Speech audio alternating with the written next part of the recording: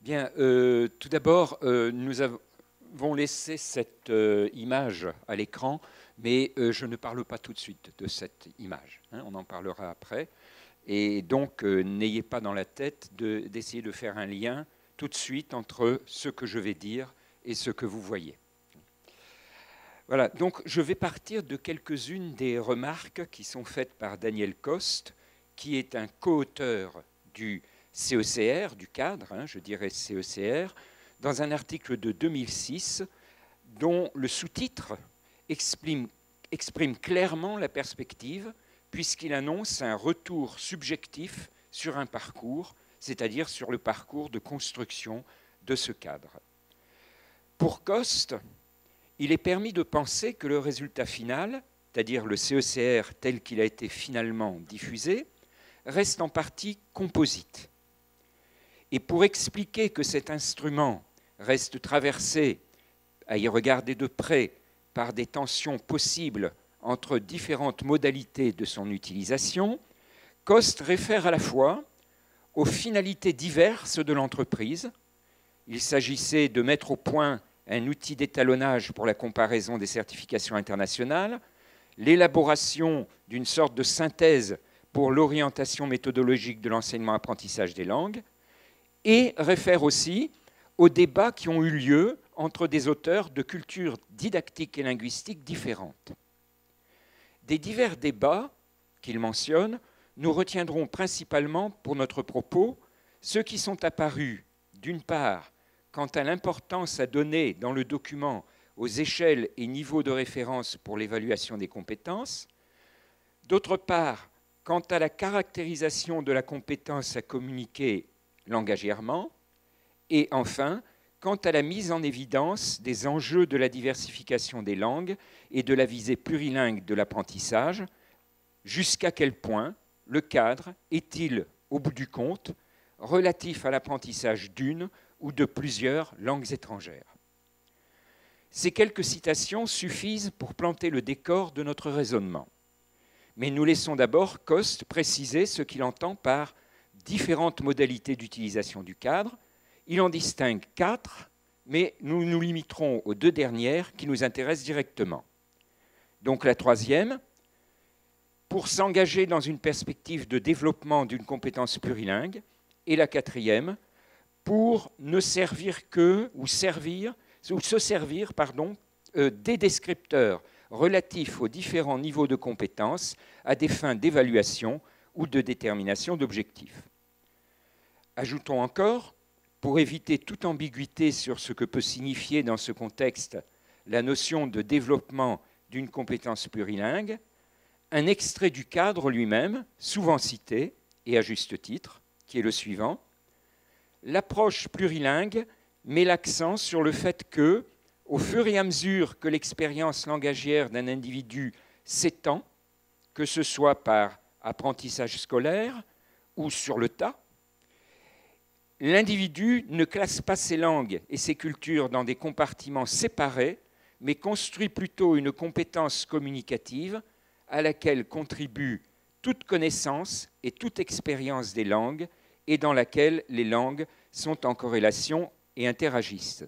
Cela correspond à la troisième et plus haute définition de éducation plurilingue que mon ami Beaco vous a citée tout à l'heure. Nous sommes exactement sur la même ligne. Comme on le sait, c'est la dernière modalité d'utilisation, et Beaco l'a rappelé aussi, c'est-à-dire les descripteurs de niveau, qui, et de très loin, a fait l'objet de l'attention la plus massive, et c'est bien la troisième, l'utilisation du cadre dans une perspective de développement d'une compétence plurilingue, qui a été la moins perçue. Et il est vrai que cette dimension vit, comme le formule Coste, et Beaco le disait encore hier, plutôt à côté ou en dehors du cadre, bien qu'il soit fait état de cette dimension dans les chapitres de l'ouvrage, elle est relativement peu mobilisée dans les usages attestés du cadre. Mais peut-on affirmer, comme le fait Coste dans cet article de 2006, que ces différents usages ne sont en principe nullement contradictoires et que le cadre de référence permet de les articuler, ce n'est pas dans ce sens que j'irai. Et une autre formulation de Coste, un peu plus loin dans le même texte, me convient beaucoup mieux. Le cadre n'interdit pas des appropriations sectorielles de ces diverses composantes, et cela peut conduire à bien des formes de divergence. Il y a bien, à mon sens, une discordance entre ce qui apparaît comme le cœur d'un projet éducatif exprimé par le CECR, à savoir la perspective plurilingue, et les usages effectifs du cadre. Il en va de même d'ailleurs pour les portfolios qui, à de notables exceptions près, comme celui de Castellotti et al. 2004, ont été pensés en même temps que le cadre et en relation à ce dernier, et présentent les mêmes caractéristiques, je cite toujours Coste, un noyau dur, centré sur l'évaluation en niveau des capacités communicationnelles et des éléments plus périphériques touchant à la biographie langagière, aux stratégies d'apprentissage, à certaines dimensions culturelles. Avec les autres auteurs du CARAP, c'est-à-dire du cadre de référence pour les approches plurielles des langues et des cultures, voilà cet instrument, d'accord ? Donc, avec les autres auteurs du CARAP, je pense qu'une des causes de cette discordance tient à une incohérence interne au cadre, qui réside dans le fait que les outils les plus tangibles proposés, c'est-à-dire les niveaux de compétences, contredisent le discours qui est tenu sur la nécessité d'une perspective plurilingue, puisque ces outils s'appliquent à chaque langue particulière prise isolément. Par la voie de ces listes de descripteurs de compétences, le cadre continue, paradoxalement, de traiter la pluralité des langues comme une juxtaposition de langues et la compétence plurilingue comme la somme de compétences dans chacune des langues considérées. Autrement dit, si le CECR n'a pas pu faire entendre son message plurilingue, c'est certes pour de nombreuses raisons, dues aux représentations préalables du public visé, enseignants et décideurs politiques, mais c'est aussi parce qu'on ne l'a pas doté des descripteurs de compétences que mérite sa conception de la manière dont se construisent et s'enrichissent des registres plurilingues des apprenants. Le CECR a beau affirmer à plusieurs reprises l'unicité de la compétence plurilingue, a beau déclarer qu'il convient que les curriculums intègrent la perspective d'une sorte d'éducation langagière générale, où on pose que les connaissances linguistiques, les savoirs, et les capacités langagières, les savoir-faire, sont aussi bien que les savoirs apprendre, pour partie spécifiques à une langue donnée, mais pour partie aussi transversaux ou transférables. Les précisions nécessaires concernant le contenu de ces savoirs, savoir-être et savoir-faire transversaux ou transférables, et des savoirs, savoir-être et savoir-faire à développer pour que les transferts possibles s'effectuent, ne sont pas donnés. Ce traitement de détail est réservé à des compétences communicatives qui relèvent du langue par langue, celles que l'on trouve dans les échelles de niveau. Certains de ces savoirs, savoir-être et savoir-faire transversaux sont sans doute exprimés dans la section 5.1 du cadre du CECR, mais ils restent cantonnés à des catégories générales, sauf sur quelques points particuliers comme la conscience et les aptitudes phonétiques. Rien de comparable avec l'exhaustivité, la systématicité visée pour les échelles de descripteurs qui s'appliquent sur chaque langue isolément. Depuis la parution du CECR, les principes de l'approche plurilingue développés par le CECR ont été amplement développés dans les deux guides successifs produits par le Conseil de l'Europe, celui qu'a mentionné Jean-Claude Beaco tout à l'heure, de la diversité linguistique à l'éducation plurilingue, etc., et le guide de 2010, toujours dirigé par Beaco, qui s'intitule « Guide pour le développement et la mise en œuvre de curriculum pour une éducation plurilingue et interculturelle ». Pour utile qu'il soit, ce dépassement par le haut, et je reprends ici un terme utilisé par Jean-Claude Béaco dans le résumé de sa conférence, ce déplacement par le haut ne peut suffire, donc déplacement par le discours en quelque sorte, ne peut à lui seul conduire à la mise en œuvre concrète des idées novatrices avancées par le CECR en matière de plurilinguisme. Il doit être lui-même accompagné de la mise à disposition d'outils, pour le moins aussi explicites que les échelles de compétences du CECR, présentant sous forme de descripteurs précis ce qu'il serait souhaitable de développer chez les apprenants en termes de savoir, savoir-faire et savoir-être, dans le but d'assurer l'installation ou le renforcement d'une compétence plurilingue et pluriculturelle transversale, comme le dit déjà le CECR, et d'une éducation plurilingue et pluri- ou interculturelle, comme le disent les deux guides que je viens de citer. C'est à ce dépassement par le bas, cette fois, qu'ont voulu contribuer les auteurs de ce CARAP, du cadre de référence pour les approches plurielles, donc cet instrument dont je vais vous parler, qui ont travaillé à ce projet depuis 2004 au Centre européen pour les langues vivantes du Conseil de l'Europe à Graz. Voici quelques indications rapides sur l'origine de ce CARAP et sur les réalisations actuelles. Donc, les auteurs du CARAP, c'est cette diapositive-là, c'est très bien. Non, c'est bon, c'est bon. Hein. Les auteurs du CARAP sont partis du constat de l'existence, résultant de l'histoire de la didactique, de 4 approches qu'ils ont décidé de regrouper sous l'appellation approche plurielle. Comme vous avez pu le voir, il s'agissait de l'éveil aux langues, de l'intercompréhension entre les langues parentes, de la didactique intégrée et de l'approche interculturelle.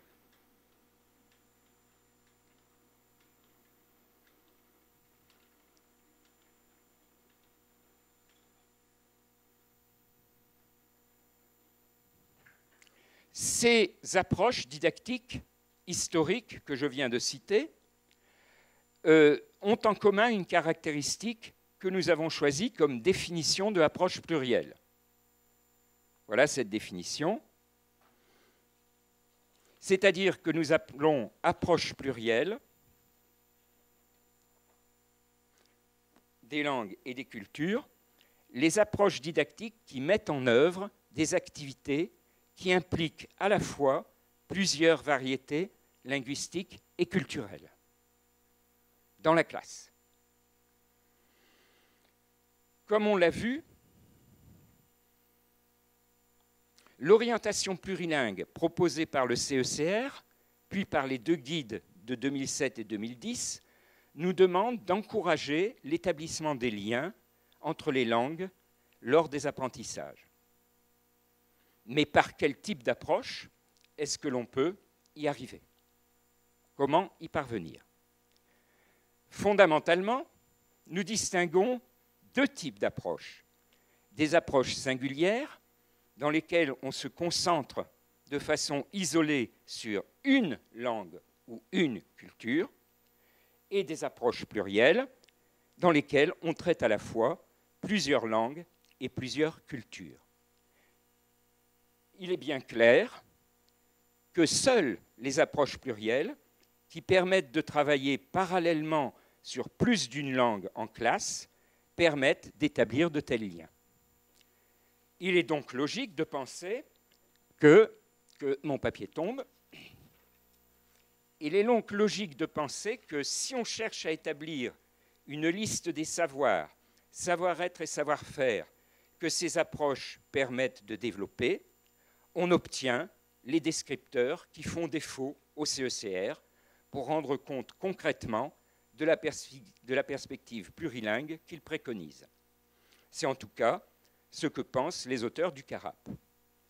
Les descripteurs du CARAP ont été établis de façon inductive à partir de ce que les spécialistes de chacune des 4 approches plurielles considèrent comme des objectifs qu'ils poursuivaient.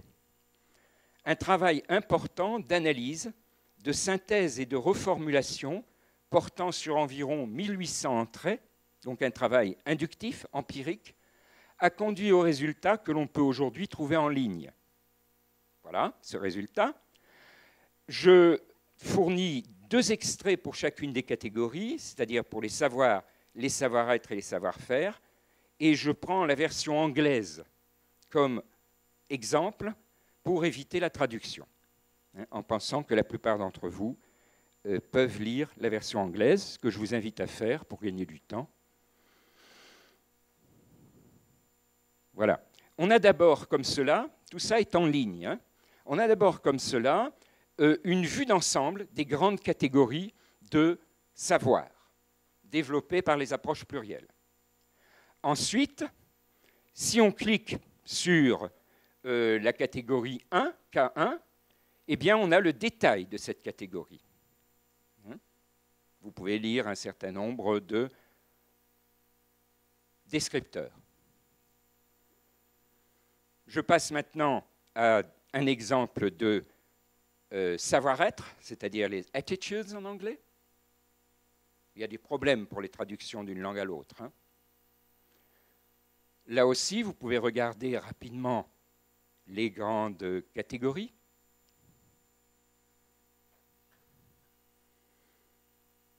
Nous allons visiter à 2, voir ce qu'il y a dedans. Voilà.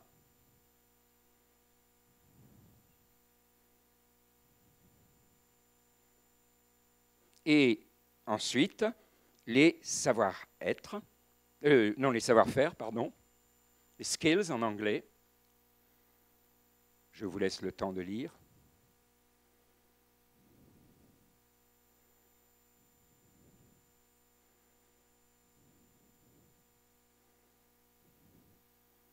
Je me permets d'ajouter simplement en 30 secondes, on voit très bien par exemple avec S3 que cette capacité-là, c'est quelque chose dont on a besoin pour mettre en relation les langues que l'on accumule au cours des apprentissages dans son propre registre. Donc c'est pour aider à apprendre les langues, en s'appuyant sur les langues qu'on connaît déjà. On va visiter un petit peu S3.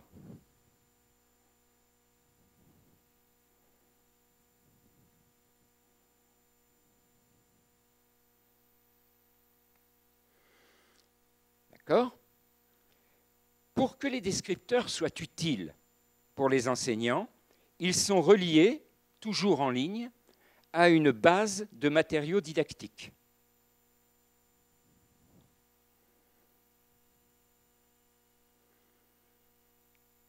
Matériaux didactiques